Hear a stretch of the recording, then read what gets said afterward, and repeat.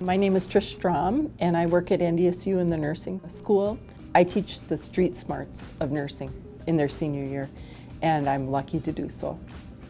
I want to welcome all my nurse recruits for leadership. You were picked out of a very elite group. There will be no sitting. You are going to be working. So there's a couple rules I want to talk to you about. You're going to work in groups, but within those groups, you're going to be working independently. This is really going to test all of you on how you would respond to certain situations. This isn't a game. Hopefully it's fun, but these are all real situations that have happened in my nursing practice.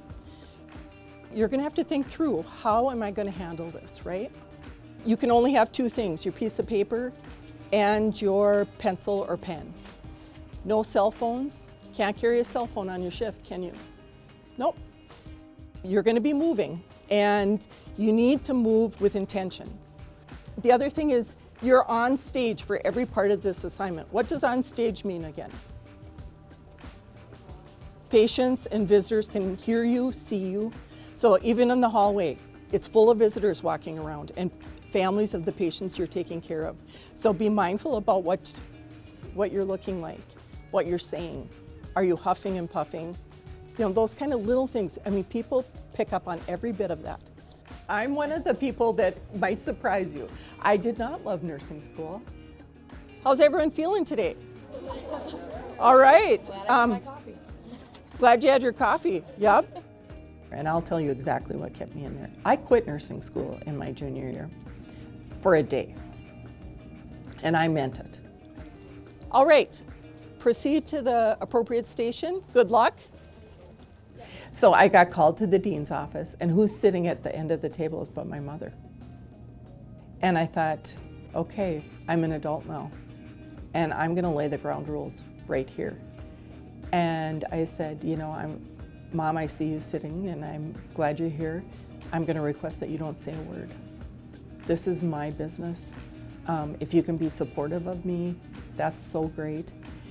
And so I'm ready for the conversation. And the dean of the nursing school said at that point,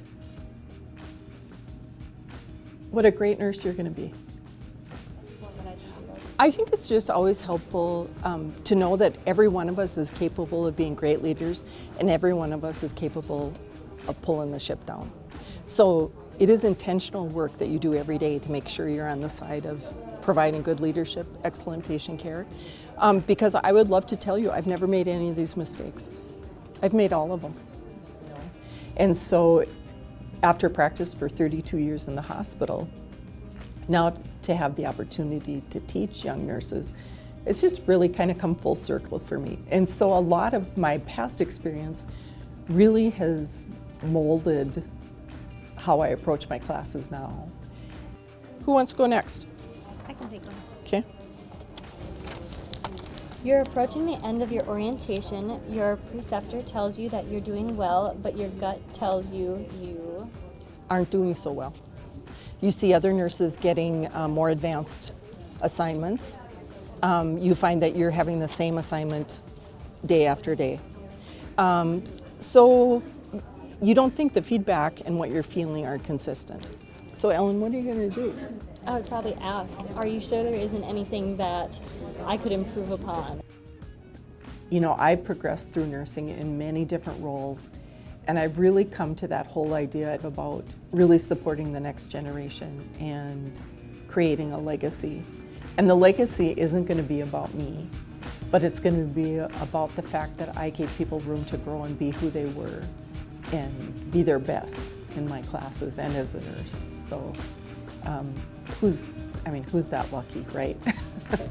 Not many people are that lucky, and I know how lucky I am.